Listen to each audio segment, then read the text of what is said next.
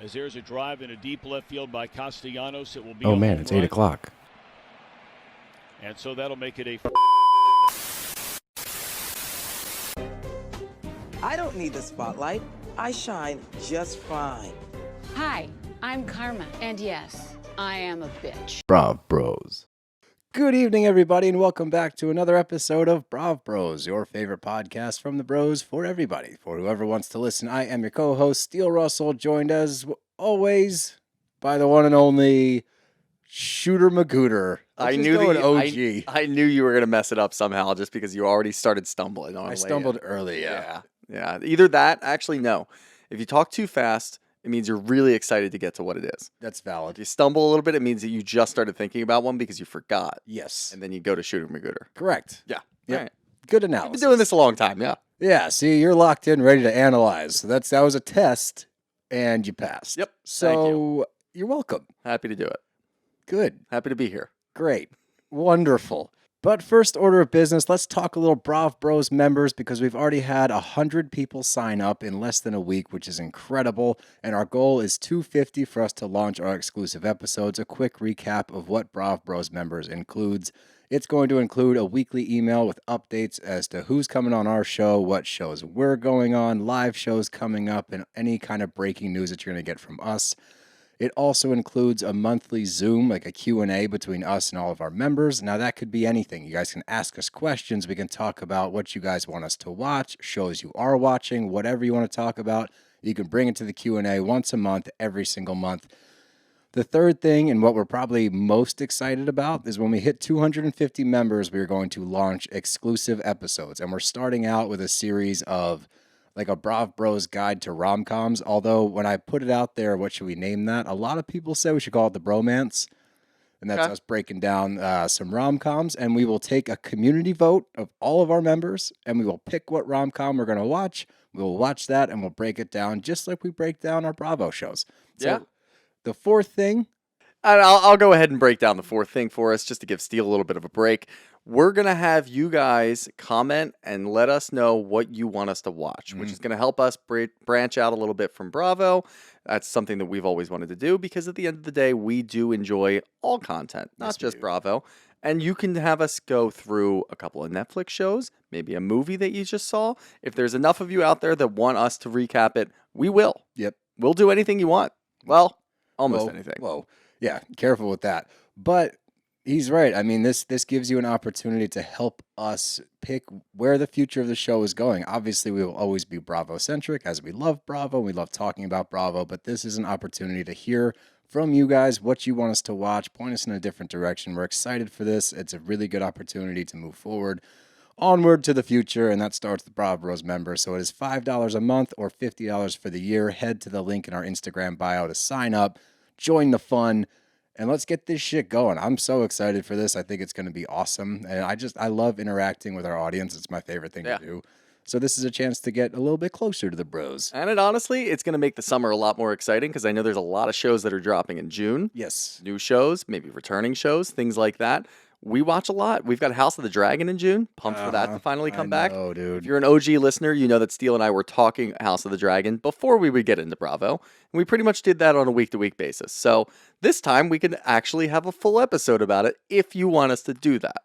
If you want us to do that, hint, hint. Yep. Come on, guys. Come on, I know just you want to do watch it. it. It's so good. I have to rewatch the first season so I can get caught up. Yeah, you have to rewatch the first season, and obviously there's spoilers in Game of Thrones, and there's a lot of people out there that just enjoy spoiling because they think they're better than us. Don't spoil it. I read the books. Shut up, Yeah, nerd. we don't care. We don't read. But we have a little summer house for you today as this saga of Lindsay and Carl continues to get more and more layered. So let's jump right in, and we pick up right where we left off. It's the end of the awkward conversation of Lindsay questioning Carl about what happened at his parents' house. Not even her questioning, more just Carl coming clean after that awkward interaction at the dinner table. And he admits, like, I should have just talked to you. I shouldn't have waited, and I shouldn't have held this from you. I don't want secrets. My parents love you, blah, blah, blah.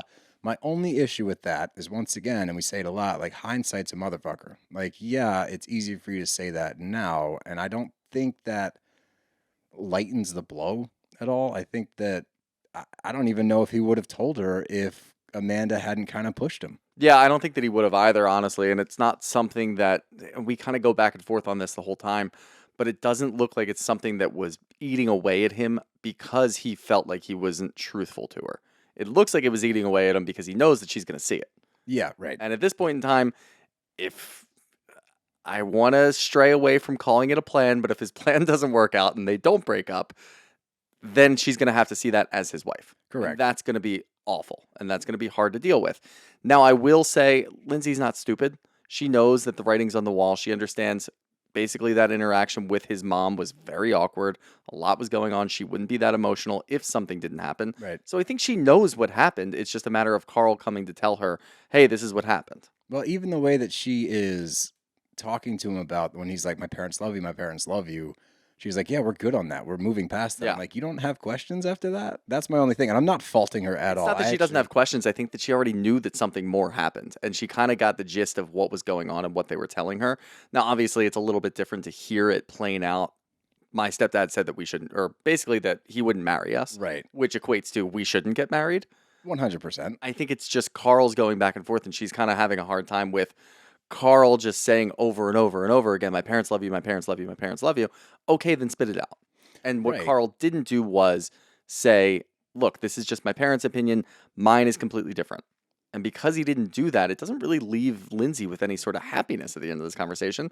I think she handled it really well I thought because she handled it I well, think too. she already kind of knew that something happened. I guess what I'm alluding to is the blindside comment. I believe that she was blindsided by this conversation, but after having this conversation, I find it hard to believe that when the wedding's called off, that she was flat out blindsided. I think it's becoming more and more clear that it wasn't in the moment we're calling off the wedding blindside. Yeah, I think we're okay. starting to see the beginning of the blindside where she is seeing it like, okay, we're going to work through all of this, right? And you can see Carl on the other end saying, I'm kind of just opening up to you right now that I don't want to do this. Oh, I think that's actually I think really... it's an all-encompassing blindside instead Okay. of okay, you're finally, like, you're just calling this off out of nowhere blindside, which is what it's been kind of drawn up to be the whole time. That's what we thought it was this entire time. It's like a flat out, like, what the Yeah, fuck? no, I think this is a blindside that happened over the course of a month.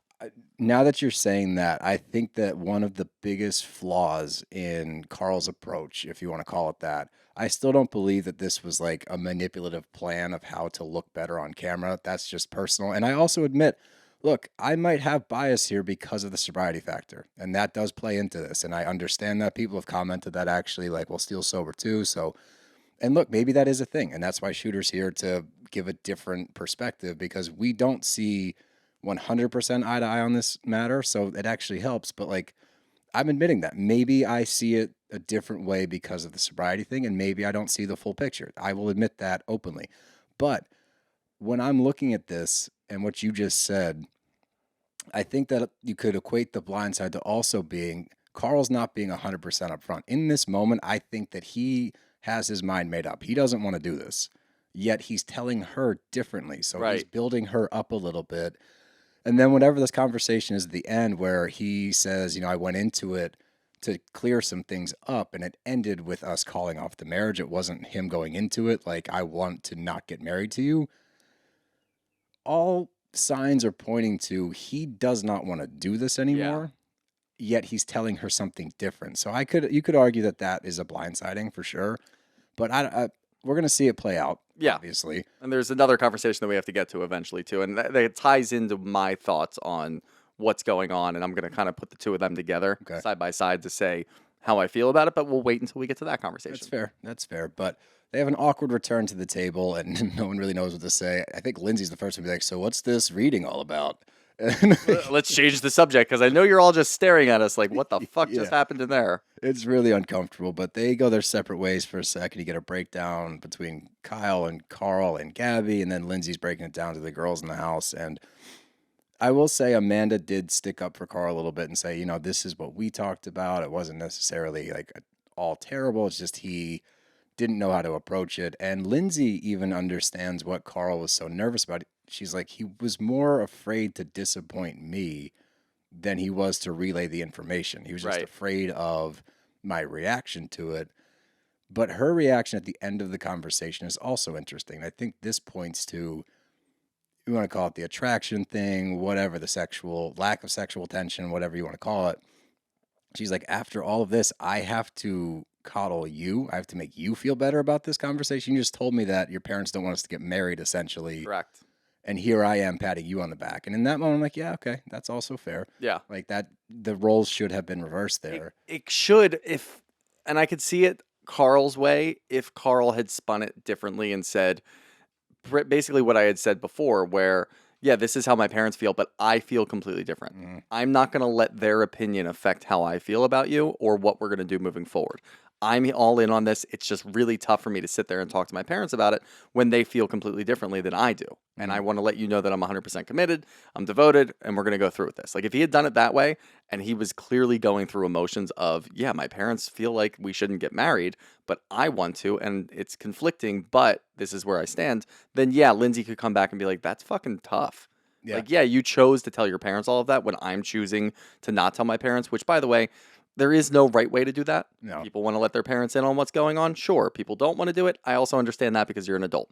Whatever. That's fine. But if Carl had done it that way and he's clearly going through it emotionally, yeah, I mean, it's kind of like a relationship. Let's come together and try to figure this out together. And yeah, there's going to be some patting on the back and some coddling going on.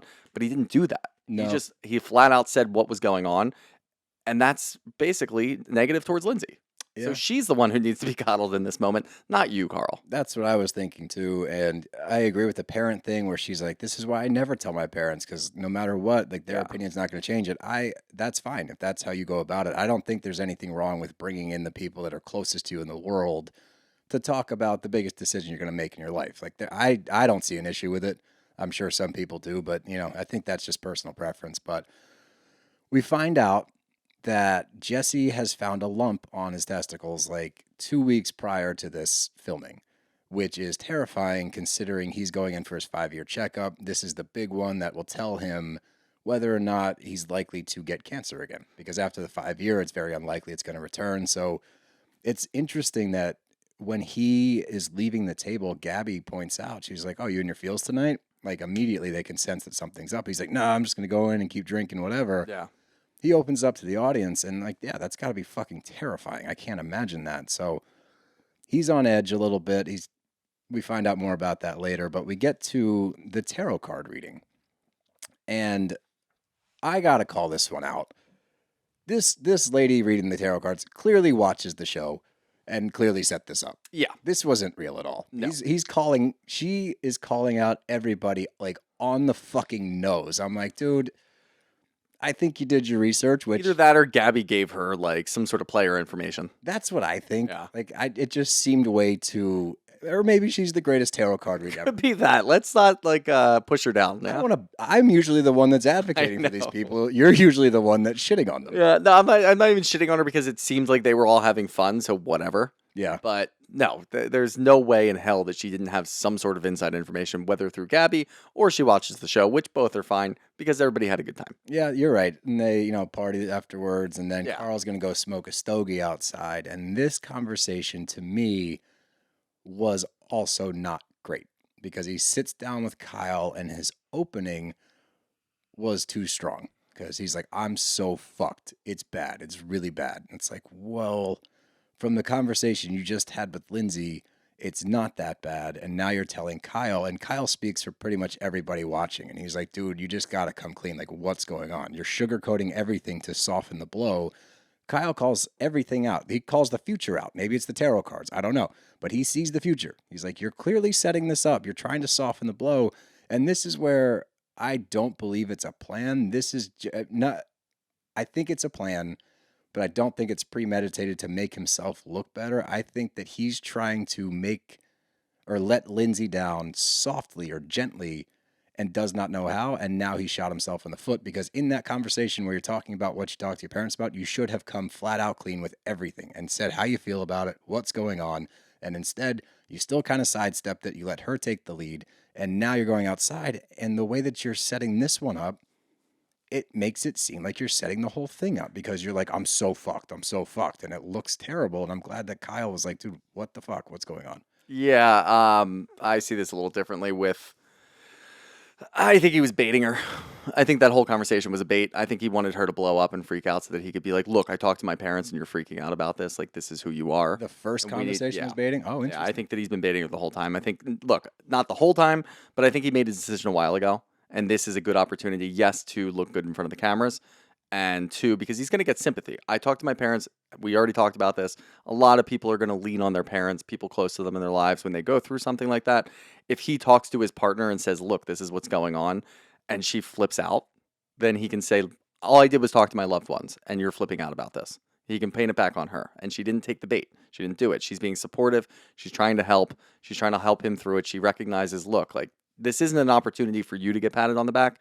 You should be coddling me, and you're not. And the fact that he didn't do that points to, okay, this is all about Carl. Carl is being selfish. So now he's out there talking to Kyle saying, dude, I'm so fucked, because Lindsay didn't react in the way that he thought that she would.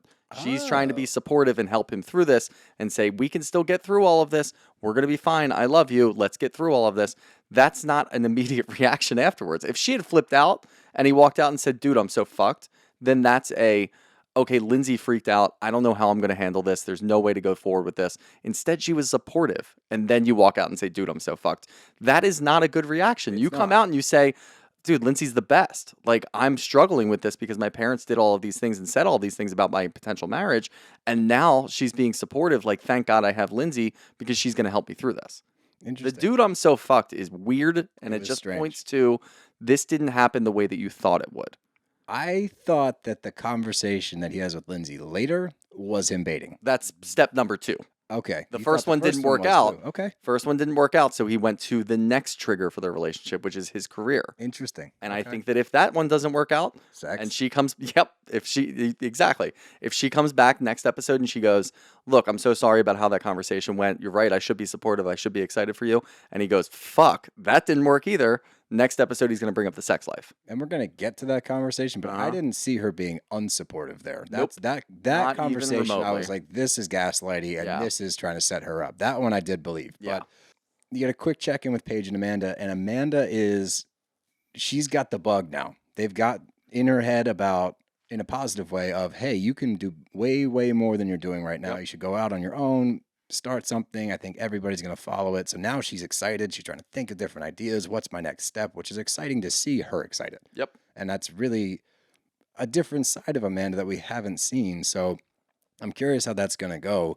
I know how her husband feels about it later, which was fucking brutal. But we get to the pool with Amanda, Jesse, and Ciara, and we're talking about the trash bag comment because that was fucked up. And especially knowing where Jesse is right now mentally. Yeah. It's even worse. But that's the thing. I guarantee, because Ciara's cool, I guarantee she watched this and went, oh my God. Like the timing of that was 1000%, horrible. I'm so sorry. But they're talking about it and she pulls up a chair and she's like, look, my delivery sucked and I apologize for that.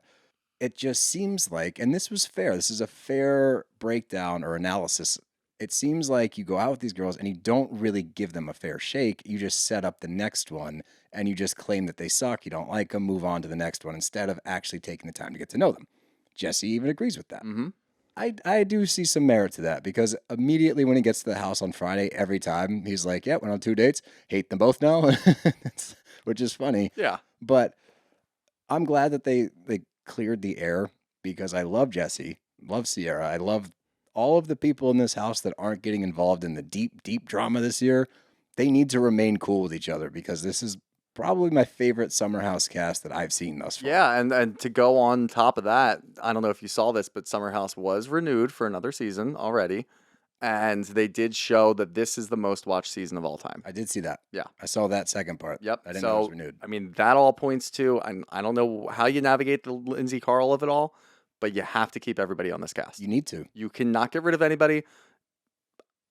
Don't even bring in anybody else. I'm still, I'm like, maybe you bring back someone that, like, no, just don't bring anybody else in, just leave it. You could bring back Sam. That's it. Sam, I still don't understand why she's not on the show. I don't either. I don't get it. There's got to be a reason. And like, if Bravo, for whatever reason, just completely got rid of Corey and Sam, I kind of get it. But last week, Sam was at Lindsay's bridal shower. Oh, yeah. And they showed Sam.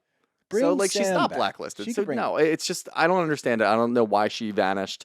She deserves a second chance after the whole Corey of it all. And I think that she would mesh pretty well with this group. Oh my God, she'd fit right in Yeah. with this group. I think she deserves a renaissance. If you Bring kept Sam Gabby, back. keep Sam. I agree. And Sam Gabby did has more had than a- Gabby did. Gabby's holding her own this season, Right. which is great to see. I think Gabby's been a delight. Sam she fits the vibe of this crew. She did not fit the vibe last year, and she No. got caught up with Corey, all of that nonsense. So we didn't get to see Sam thrive amongst the group.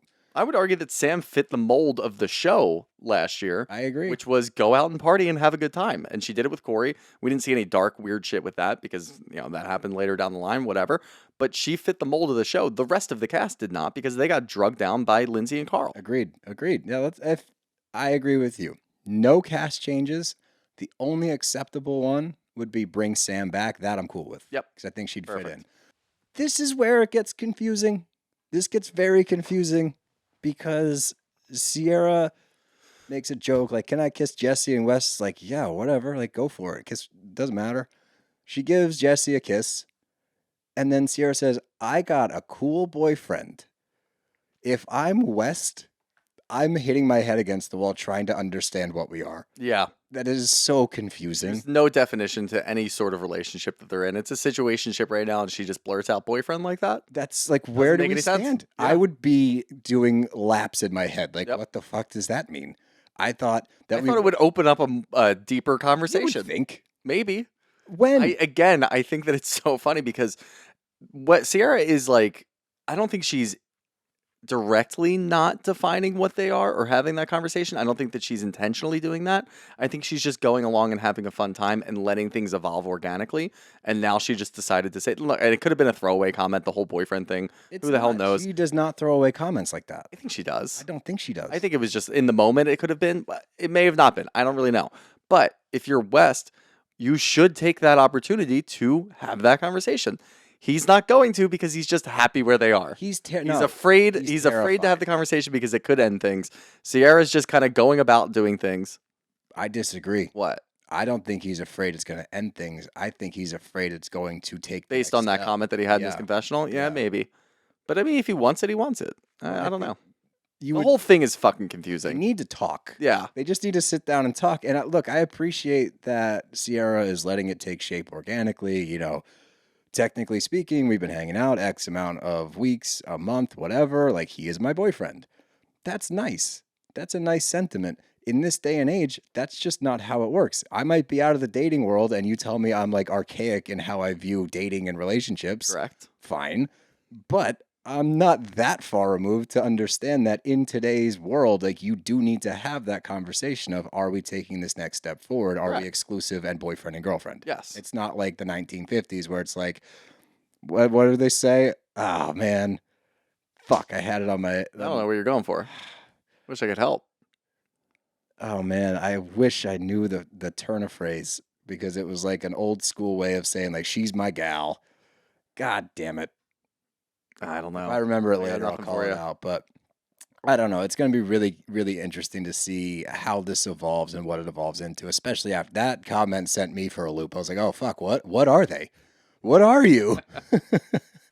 But we get to, this is the conversation we were talking about earlier.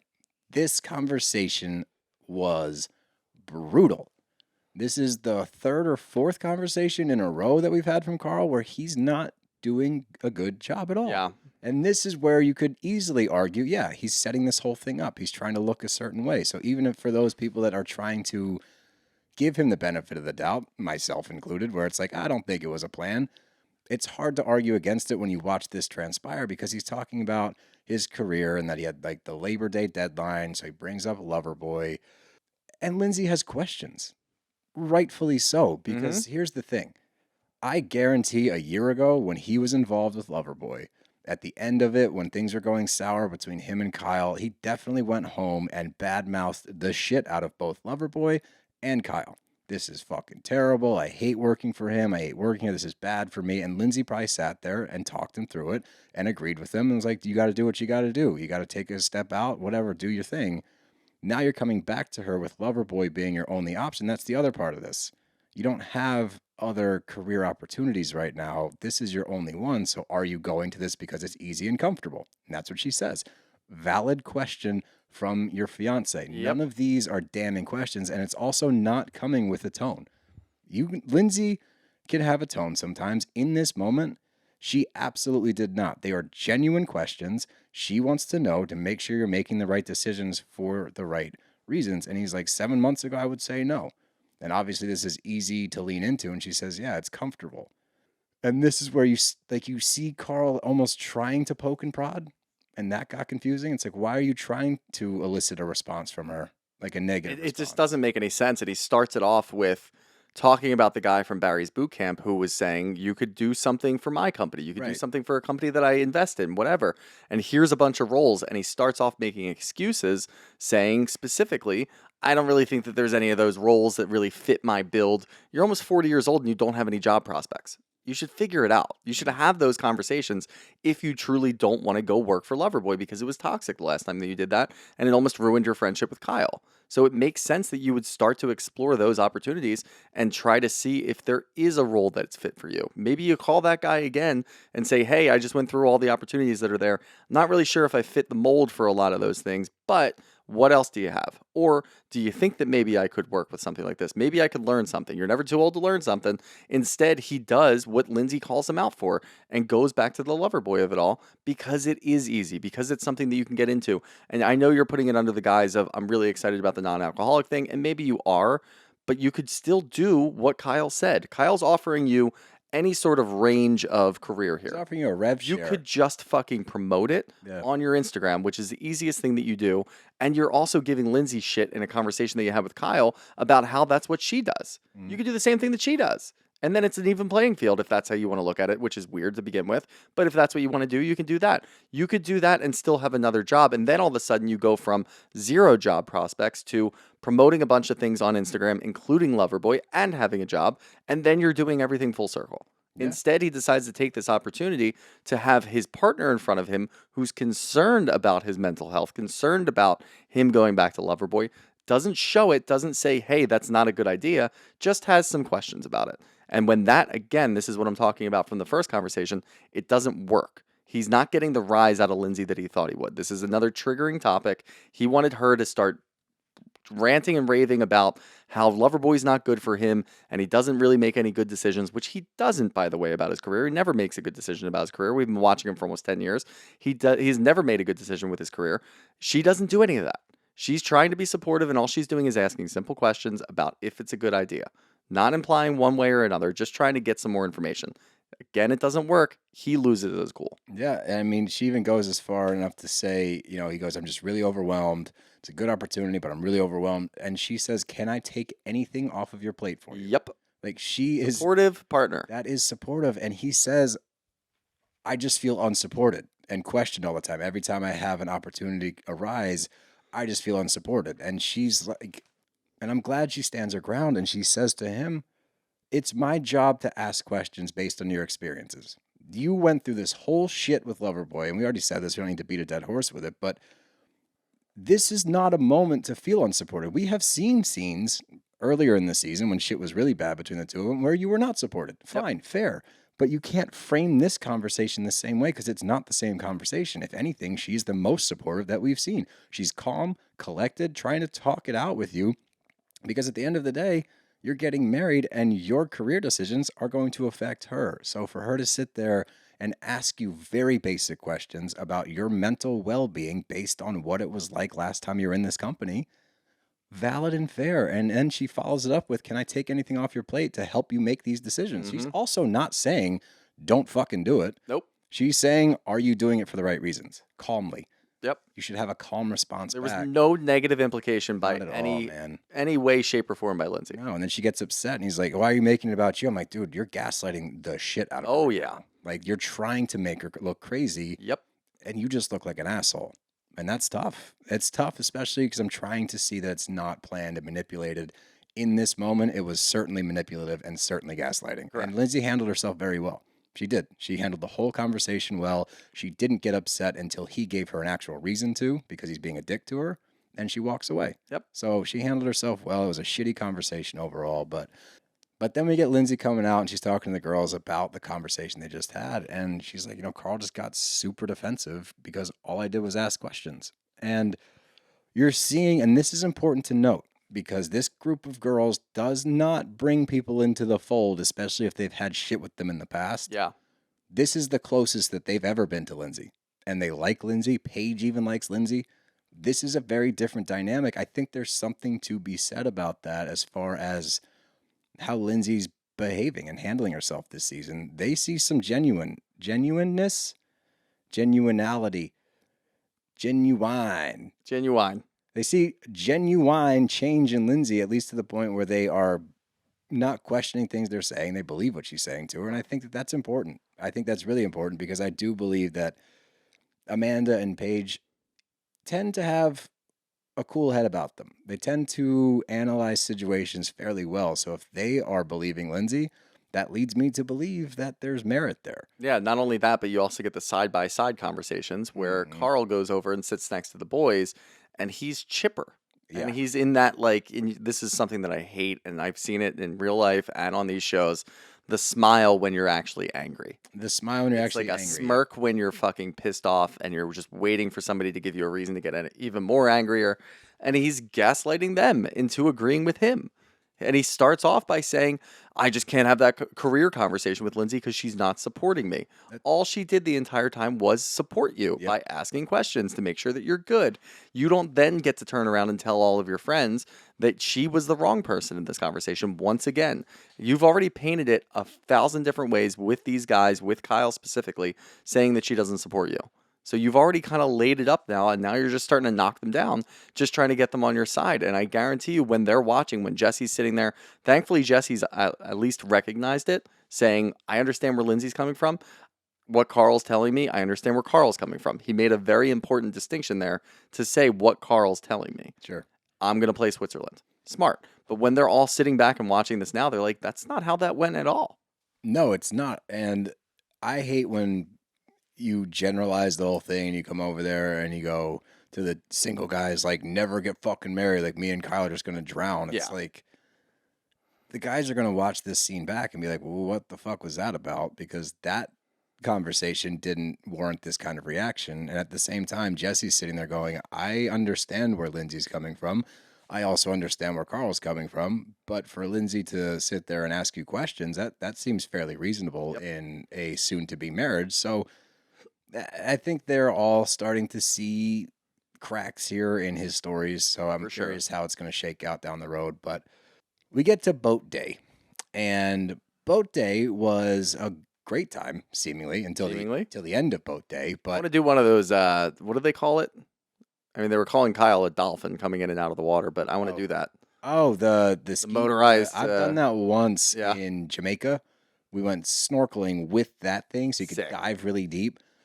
It was crazy. And we went over this like channel at one point, and it was so deep, and there was a boat at the bottom. Yeah. And it looked like Jaws was about to come up. And this dude that we went with, this man was probably 65, clearly loved to drink beer.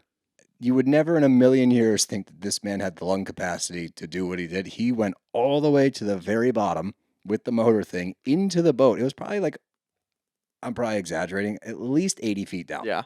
Gets inside of the boat and looks out the window. I tried to go like 15 feet down, and the pressure hurt my ears so bad. I was like, fuck this. There you go. Anyway, I would do that with you. I would love to do that. That would be fun. Those things are so much fun. But Paige has a heart-to-heart with West and about the texting other girls conversation, and he just flat out says, I'm not at a point where I'd shut it down with all of the girls, but I'm not boinking anybody else either. He's like, I'm keeping the door open because we're not defined. We are undefined at this point until the random boyfriend comment out of left field, which is confusing. And Paige flat out says, look, a lot of people say like, oh, if you hurt my friend, I'll kill you. I will actually murder you. And I actually believe her. I do think she would kill West if this ever went south. But, yeah, definitely. But he highlights, and this is the most frustrating part, I think, he highlights, we haven't talked about it. It's like, so you're aware that a conversation needs to be had. You are just sidestepping the conversation, and I am completely shifting what I thought before. He's not afraid to lose her. He is totally afraid that this will take another step further. Yeah, I think that it kind of shows in that confessional where he talks about how either you're going to have one really sad day or you're going to find the girl that you're going to marry and have a house with and have kids with and have an entire life with. He said both are equally scary. I just like to chill. So that, yeah, he has no idea what he wants and he's very scared about all of that. And that's okay if he's never had that before. But in this moment, and this is a moment that we've been waiting for because we've seen the clip about Paige asking West and West kind of being a little like a deer in the headlights, not really sure how to answer the question. We thought this was going to be a bad conversation where all of a sudden he says, yeah, I've been going on other dates. Yeah, I've been talking to other girls all of a sudden. No, he hasn't. He's just leaving it open because he's got some flirtatious behavior. And that's okay because you still haven't defined it. Yeah, maybe at some point you realize, okay, this is growing organically and you say, okay, it's not worth it for me to talk to someone else. They're at that point. They're at that point. That's now. They've been at that point. That's now. That's the thing. Have the fucking and you can conversation. know, and look, it could happen a day into talking to somebody. It could happen a couple of weeks into talking to somebody.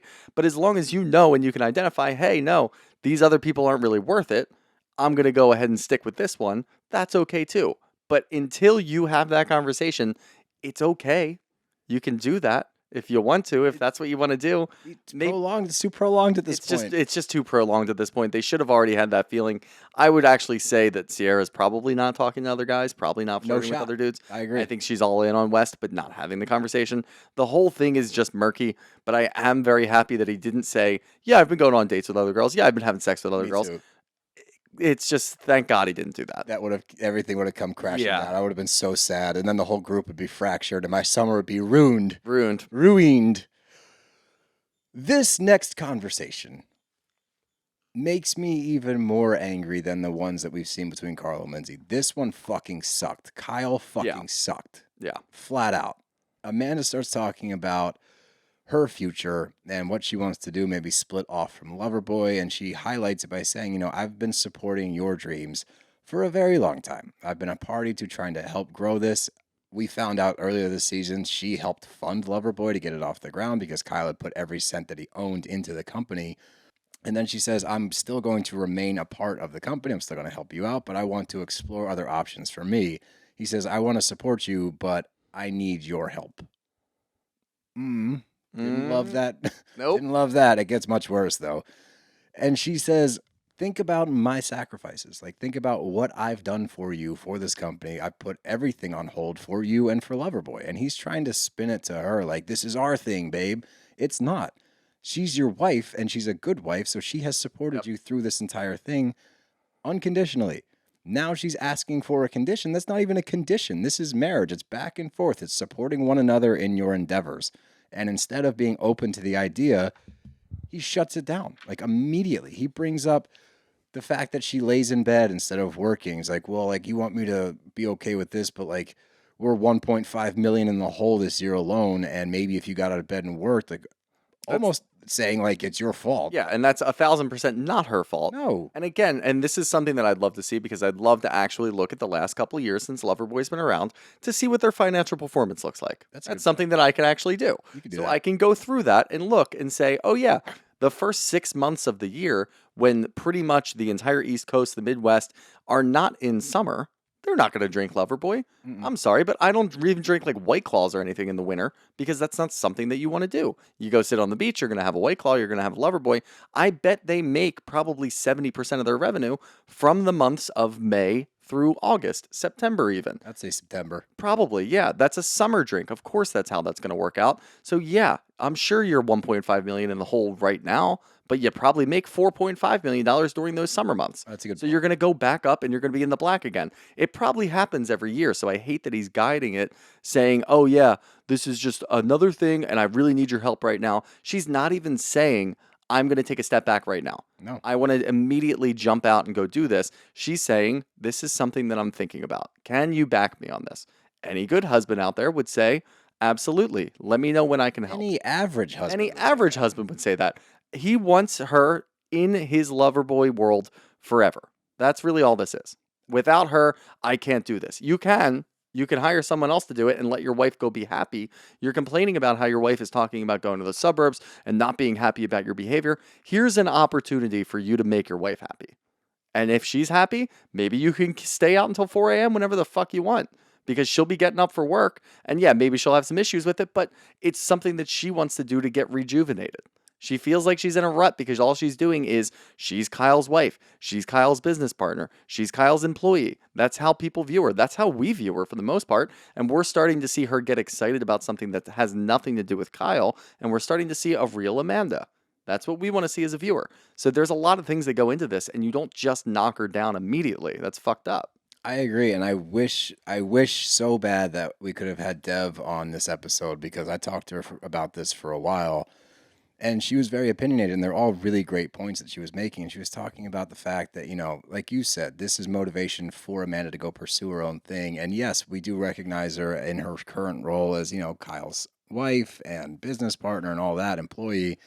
But Dev pointed out, she's like, everybody loves what Amanda does, what she wears, like her vibe, all of these aesthetics that come with Amanda, that if she did her own thing, it would be so successful and people would flock to it. Dev went as far as to say, like, if this happens, if she does her own thing, she will be the primary breadwinner. She will make more from doing her thing than Loverboy will. And I believe that. Like, she has a cult following for a good reason. She has great style, great taste, a great eye for things. Look at the Loverboy designs. You can't argue that they are fucking fantastic. It's catchy advertising. She knows what she's doing. So in this moment, when we've watched her bend the knee to Kyle and whatever Kyle needs, whatever Loverboy needs for years, and she's not, and I don't even think that this conversation was like, I'm going to do this tomorrow. I think she was genuinely testing him. I think she was going, how are you going to react to me telling you that I want to do my own thing? It's not going to be tomorrow. I'm still going to help with Loverboy. I know we got shit to do this summer. I'm here. But how are you going to react just hearing that I want to do my own thing? And what really sucks is I think that she knew the answer she was going to get, and he just confirmed it. Yep. Which is terrible. Like, 1,000%. All you had to say, Kyle, all you had to say was, that's awesome. How can I help? Because that's all she said to you for the past 5 fucking years. Mm-hmm. Yeah, it was fucking terrible. But they get back to the house, and Jesse and West have a very, very, very touching moment outside. Jesse starts to lose it a little bit, and he starts crying. And he opens up. I never felt scared about any of this. I just always assumed I was going to be okay. Like, I've never opened up, never been vulnerable about it, but it feels so real. And I think that, obviously I can't comment as to how he's feeling. I'll never know what that feeling's like. But for him to open up and see this genuine connection with West, like, this is a real fucking moment. And all I can say is I hope and pray that it's good news. We haven't heard anything to the contrary, so I'm leaning towards that he got a good feedback or got good feedback from. Yeah, I would imagine so. I don't want to speculate either. I would never want to speculate, but this was a genuine heartbreaking moment. Yes, listening to the two of them talk outside, because again, they're good friends. And it's always nice to see good friends on shows like this, because how many times do we see all these fake friends and all these people that just want to like show up and they do events together or whatever? This is genuine. This is nice. And yeah, that was a heartbreaking moment. And hopefully he's good. Hopefully he is. And we will find out hopefully next week. But we, just the cherry on top of this fucking episode, you get Kyle and Amanda in the kitchen. And of course Amanda doesn't feel like talking because you just shut her dreams down. Yep. Kyle goes up to her, and you know that he's just fishing for things to be okay. Like, are we good? It's not actually that he wants to have a conversation. He just doesn't want there to be tension between the two of them. He's trying to make it okay without giving an inch, which sucks even more. And he tries to talk to her. He's like, there's lots of stress about the business, and I apologize for being concerned. And she goes, what about yourself? And that's his tipping point, because she called you out. Yep. That's all she did. Yep. She said a true statement of fact. And that pissed you off. I don't know why. Maybe you had to look inward for a sec and be like, wow, I am a self-centered piece of shit. He storms outside. He calls her a fucking bitch. He says, fuck you. I couldn't believe that. Like, you, after shutting your wife's dreams down, you then say, while walking away from her, fuck you, and walk outside and call her a fucking bitch on TV. Yep. If she wants to have a passion project, now you belittle her dreams and look like the biggest asshole on the planet. So anybody trying to defend Kyle, it's impossible to do so. You just showed your true colors. Like, that was so shitty to watch and just shows you how self-centered you are to walk out, was that a flip-flop? Who the fuck knows? Don't throw, like, you have no business to be throwing anything right now. Amanda does, and she's still not, because she has a cool, calm presence about her, which we alluded to earlier. This was garbage time for Kyle. This was fucking awful. I don't care if he's drinking. I don't care if he's fucked up from the boat. Yep. Inexcusable. all you have to say, if you're going to go talk to her, hey, I'm so sorry. I mishandled that terribly. Of course I support you in your dreams. What do you want to do next? Yeah. How can I help? He doubled and tripled down. He I mean, that's really all it is. He just came in. He immediately says, this is all about me. He wants to not resolve the conflict. He wants to just smooth it over. Yes, exactly. That's all he wanted. He wanted to just say, hey, we're good though, right? No, we're not. Yeah, bump it. You fucking idiot. Like, how are you going to be that oblivious to you just crushed your wife's hopes and dreams? Something that she's been excited about. And when you go back and you watch this over the last 3-4 episodes, when Amanda started talking about this with her friends, by herself, whatever might be going on, she's actually genuinely excited and happy about it. And you can see it too, because the night before, which is the first time in weeks that we've seen this, Kyle comes into bed and she's joking and having a good time. Not shut up and in bed. Not go away, you're bothering me. She was letting him do the shadow boxing or whatever the fuck was going on. She's having fun. That's because she was excited about her hopes and dreams. Not because she's all of a sudden happy with you. No. She's now very unhappy with you.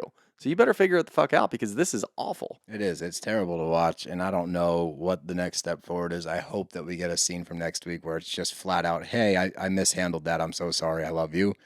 But I don't know if that's going to happen. it's not. I mean, even when she says to him on the boat, people just see me as Kyle's wife and Kyle's business partner and your employee and all that stuff. He doesn't say like, oh my God, no. He's like, yeah, pretty much. Like Yeah. Support your fucking wife, bro. Yeah. Let's do some questions. Let's do some questions. First up here from Loresnik. Sure. Sure. Who's more toxic in their relationship, Kyle or Carl? Kyle. I think Carl. You do? Yeah. I think Kyle. I think Carl because he's trying to orchestrate this whole thing right now and he wants to get out of it and he won't just say it. I think He's trying to make her do it. I think Kyle because they've been married for an extended period of time and you're still like gaslighting her and not taking her side and supporting. Unfortunately, it's a tough call. Yeah, that's That really sucks. unfortunate. Here we go. From Jazine, who's the worst communicator of the two, Carl or Lindsay? That's a tough one too. Recently, Carl. But the communication thing is interesting because They don't communicate well, They don't period. communicate well at all. They're not. Yeah, they're incapable of voicing what they're actually thinking. Or Yeah. I think still, if we're gonna do it over the years that we've watched them on TV, it's probably still Carl. That's tougher for me because I'm newer to Summer House. Yeah, Lindsay's not bad at communicating. She's just very blunt with it. I'll say this: Lindsay's been more consistent. Yeah. About that. Like what you see is what you get. She hasn't changed one way or the other. She's continuing to be. Actually, I would argue recently, she's been more calm and more able to have discussions. So Yeah. interesting. From K Sparklick, is Carl ready for a serious relationship with anyone? I don't think so. I don't think so either. I think you could allude to sobriety even there. I think that he needs to get his own shit figured out before he takes a big leap forward. And I don't think he was ready for a relationship even before the whole sobriety thing. Now it just doesn't look like he is. I think he needs to get a handle on his career and where he's going and what he wants before you bring somebody else into it, because now you have to equate for their path in life. And I don't think he has room right now for anybody else but his own shit. From Angel Renee, this one's kind of worded a little clumsily, but I'll get my way through it. You're fine, Angel. Don't listen to him. Did Carl want what he was saying about Hubs to get back to her so she can explode/leave? I think that is kind of alluding to what I was talking about earlier. Yeah. I think the whole thing in the last episode and a half, 2 episodes, has been him trying to paint a certain picture. Yeah, I would agree with that. And one more here from Angie Banji. I like that. That's a fun name. Thoughts on Amanda saying men are fragile? Why are men so fragile? Oh, man. We are. We 100% are. I don't know. We take things very personally. Yeah. We're big babies. We are. We just assume that when you say something, we don't handle criticism well. No. Yeah, that's probably the big one. I know I personally don't. No, I don't either. So we take it so personally that it could just be a constructive criticism, and we immediately think you hate us. Well said. Yeah, that's really it. I promise. You talk to most dudes, that's it. If you say something like that, oh, they hate me. Yep. Sure do. We're insecure. Big babies. Yep. That's all I got. You got anything? Yeah, now I feel insecure. Don't call us out like that. Come on, Angie Banji. Yeah, Angie Banji, making me question things. But that's all I got, too. Don't forget to sign up for Broth Bros members. We're trying to get to that 250 sooner than later. We're chomping at the bit here to do our bromance rom-com recap. I almost said it so fluently. But head to the link in our Instagram bio to sign up. Again, it's $5 for the month or $50 for the year, whatever you want to do. But join Broth Bros members so we can get this shit off the ground because we're super duper excited. Other than that, Broth Bros are out of here. Later.